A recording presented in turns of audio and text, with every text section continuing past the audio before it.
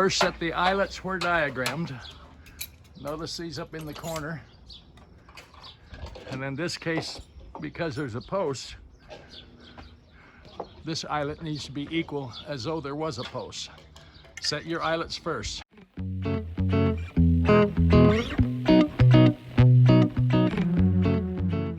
Then, after the eyelets are in, thread your cable starting with the retract to end, which is the back end. Go through one. Make sure your eyelets are set as diagrammed. They'll be called on to either be set horizontal or vertical.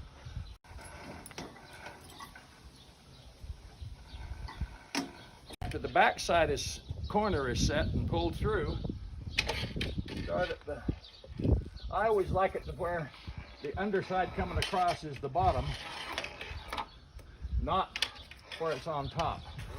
That way the nose hook clamps on better.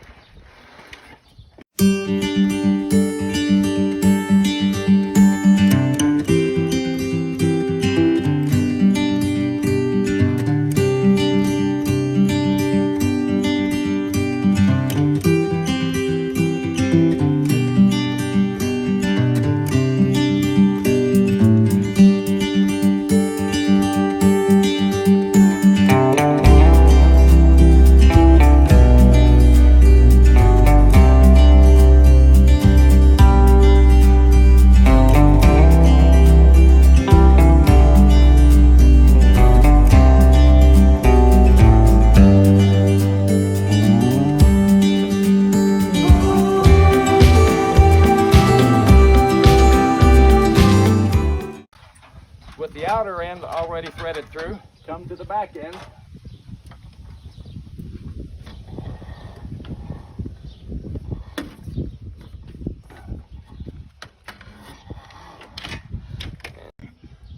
Two cable clamps on, or three if it calls for three, usually two or three, and thread it through the other end of your turnbuckle.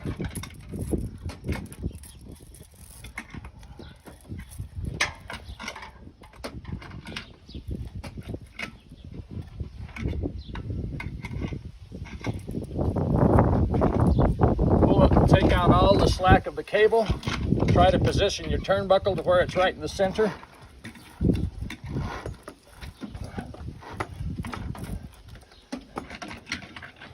Have a nice needle nose handy in your back pocket, ready to clip on and hold your cables while you put on the last two. Tighten the last cable clamps. Now I can tighten these clamps.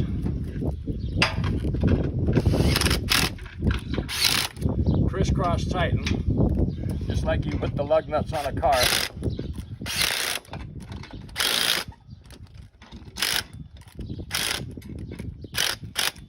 Double check this other side. We usually have this back side already assembled when it's shipped to you. Then before you tighten it, I like to cut the slack cable off. These you can pick up, it's about an 18-inch size for not very much money at Harbor Freight or Home Depot. They're usually in the electrical department. They're not very expensive, 20-25 bucks, but they'll cut a lot of cable. Leave about 6 inches of stub. One little quick snap and that thing's cut. Then apply your black tape, electrical tape, so the cable doesn't unravel on the stub end.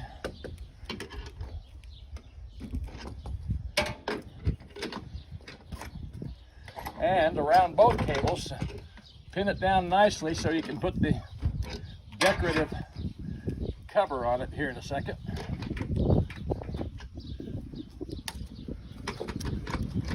Now these decorative covers go over the black tape.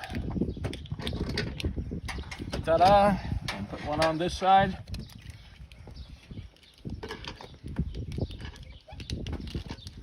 Ta-da!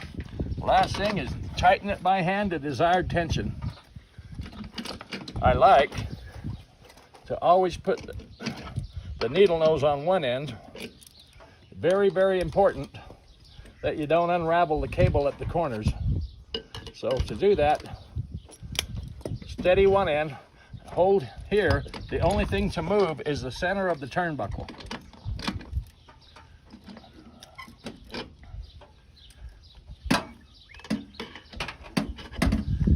If you don't do this way, one of the corners will unravel and there will just be a few threads of cable holding, and when the wind blows, it'll break your cable with the seesaw effect. Tighten it hand tight only. You don't, no need to do any torque down. When the shade is installed, oh, this one will have a 15-foot length here, 16 foot. There'll be about 1.5 inches, 2-inch sag in the middle if the proper tension. The tension can be adjusted higher or lower as needed. Once that's installed, set the little stopper nut here so it won't come back. Same with this side.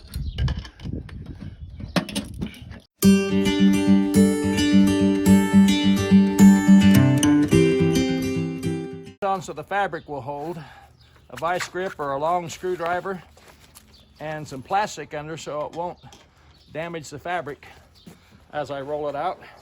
And just clip in your shades, making sure the nose hook is the opposite end of the turnbuckle, which is on the Retract 2 end. Clip it in.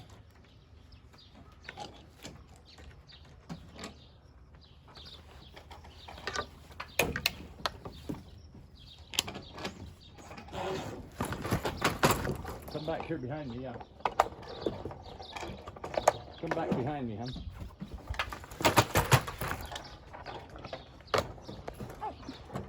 Usually about 1 minute to clip in each shade. Now this shade has a little hang down valance on the back end, so when the shade's retracted, it doesn't hit against the stucco and wear out the fabric. This acts as a buffer for that. Some people like this on the other end as well for a little added sunblock or just ambiance, but totally an option, but pretty necessary on the back side usually. Okay, stop.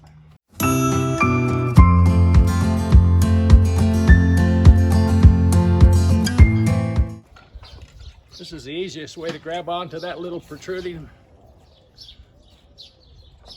and maneuver your shade back and forth.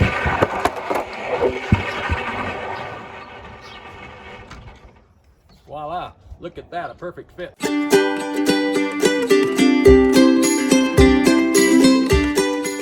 It's the lockback cable assembly it comes with, and it has these flat cable clamps, 1 or 2 of them per connection. And they are a different cable clamp so as not to be harmful to the fabric should the fabric blow up and hit it. So that's why they're called the flat clamps. We're going to put 2 of them on this one. This is the last part of the lockback cable assembly. We ran it through, show where we went all through the beams in the middle and to here, but notice here the 2 flat clamps. Sometimes it's only 1 if it's a short cable, but this one's around 20-foot span, so two flat clamps. The reason we use these again is so the fabric doesn't whip up and get harmed by it, which the other style of cable clamps could cause harm. So the last thing left to do is put our little decorative cover on over the tape, using black electrical tape or any color electrical tape to secure the loose end of the cables together. Now tighten up the turnbuckle. Only needs to be snug, not very tight.